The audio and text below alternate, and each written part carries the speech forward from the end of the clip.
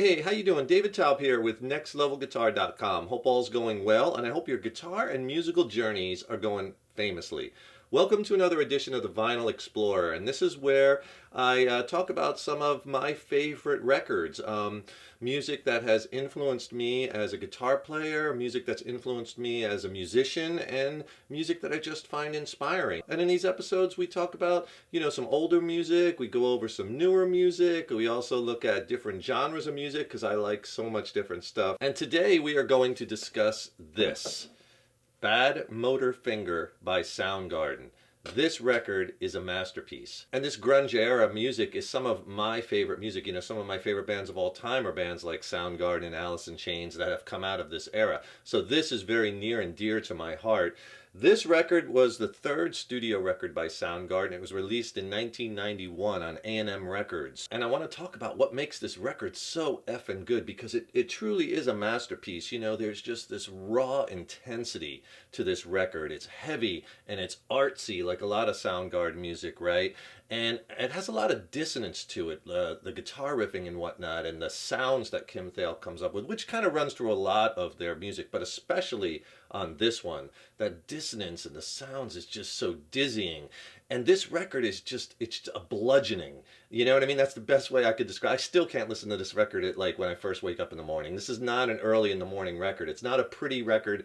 It's a bludgeoning. It just grabs you by the throat and it smacks you on the face and hits you over the head like a sledgehammer. On this record, the songs are just so good. There's so many great songs. The songwriting, it just got so good. Like it's a ways from their second release to this one. Now this is their first release with the new bass player Ben Shepherd. And like with a lot of Soundgarden music, I just love the riffs. They are such great writers of riffs. And their music is just so dark and trippy. And you could really hear the influences of bands like Black Sabbath and Led Zeppelin and Black Flag. I just love how they use alternate tunings and odd time signatures. And of course, Chris Cornell's vocals it's just amazing what that guy does with his voice. The way he bends notes and his vibrato, and just the raw, intense power of it. I mean, in my opinion, probably one of the greatest rock singers of all time. When you think great rock singers, usually three come to my head, the three best. Chris Cornell, Robert Plant, and Freddie Mercury. And I also kind of like the way, his lyrics, trying to break into them, it's tough sledding, you know what I mean? And I think they do that on purpose, right? Because I guess like a lot of bands, they want to leave the lyrics open to interpretation. So there's a lot of ambiguity with their lyrics, a lot of ambiguity what the real meaning of the songs is, up to the, listener's interpretation.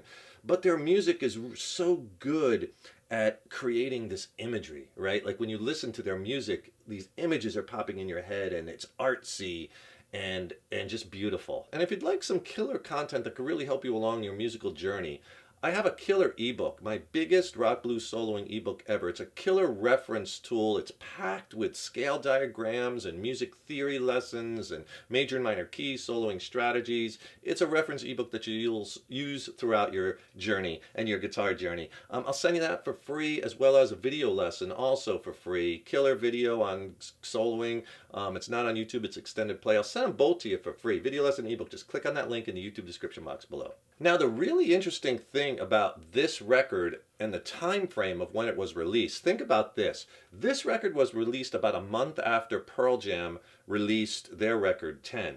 Okay, so Pearl Jam released 10, a month later this record comes out, and about on the same day, or I think it was the same week as this record, Nirvana released Nevermind, and the Red Hot Chili Peppers released Blood, Sugar, Sex, Magic. So that month, you have 4 monstrous albums being released. And what it did, it really helped to break this alt-rock and grunge into the mainstream, right? I mean, you have 4 records of that caliber coming out within a month. And then, all this attention was then drawn to the Seattle scene. And I think that really helped propel Soundgarden, huge. And I'm not saying that if those albums weren't released at the same time, this album would somehow be minimalized, because it's a great record. It's a fantastic record, and I think it would get its due no matter what. But I think because of such of that of four of those records so big coming out at the same time, it really put the microscope on Seattle, and it helped just blow up the whole grunge scene. And I love so many Soundgarden records. In fact, it was a tough choice between this, their third record. I also one of my favorite records is their fourth record, their next one, Super Unknown, and that was released in '94, their fourth record.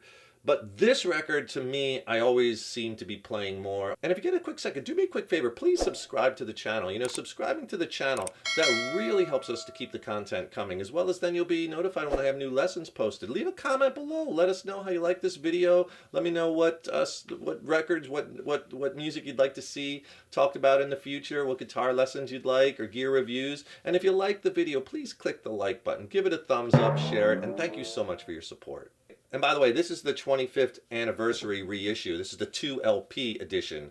I got this. This is on the 180 gram of vinyl. I normally don't buy reissues. I like having the originals, but this is such a favorite of mine. I just had to get this, and it has a cool cover. You probably can't see it on camera, but it's kind of three-dimensional. The artwork on the cover. There you go. You can kind of see that changing. Three-dimensional, and it has, you know, the Badmotorfinger in the trippy lettering with the spark plug in the middle. If I open it up so you could see the artwork inside, right? Really cool. And they give you the whoops, the download card with it. And also I'm looking for the liner notes. There they are. So you get all the lyrics, right? Super important. One of the records has this cool vinyl pattern on it. I'll show it to you. Here it is here. I don't know if you could see that. If I can get it the light to hit it right. Like here's a normal side, right? But check this out. There we go. You can kind of see it. Here you go. And I love the songs on this record. Just so many great songs on one record, right? Listen to this. Side 1. Rusty Cage, Outshined, Slaves and Bulldozers, and Jesus Christ Pose. 4 incredible songs. Slaves and Bulldozers, probably one of my favorite Soundgarden songs of all times, but man, what a side 1. Side 2, Face Pollution Somewhere, Searching with My Good Eye Closed, Room a Thousand Years Wide.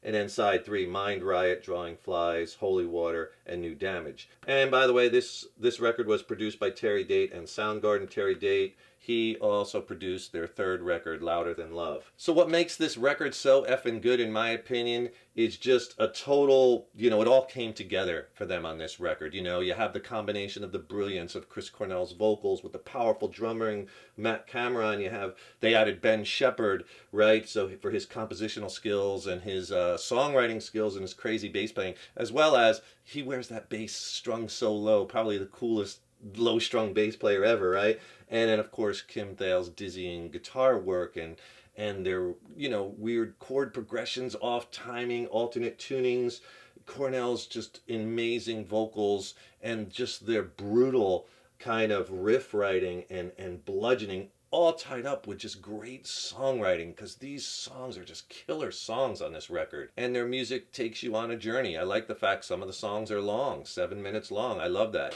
Get this record, get it on vinyl. I can't explain enough how awesome it is to listen to this music on vinyl, and what a different experience it is than listening to it, you know, in other ways. On vinyl, through a good set of speakers cranked, there's just really nothing like it. And that's the way the music was produced, right? It was produced to be heard that way, not listening in earbuds, not on small, tiny little computer speakers, right? Get it on vinyl and enjoy it, and bask in that musical experience. Hope you enjoyed this edition of the Vinyl Explorer. Remember, subscribe to the channel. This way we can keep the content coming, as well as you'll be notified when we have new videos out. And also, don't forget to click below in the YouTube description box. Get my free ebook and video lesson. Really help you along in your guitar and music journey. I'll send it to you for free.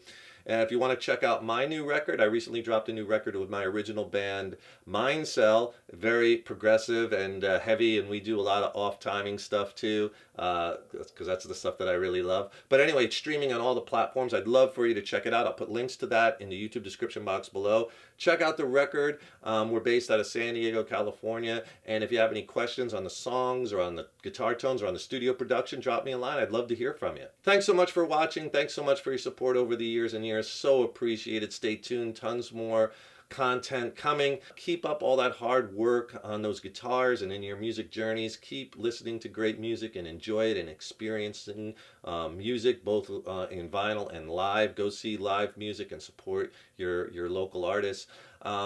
Remember, your guitar playing is an evolution, so enjoy the journey. Take care, rock on. I'll see you in the next lesson.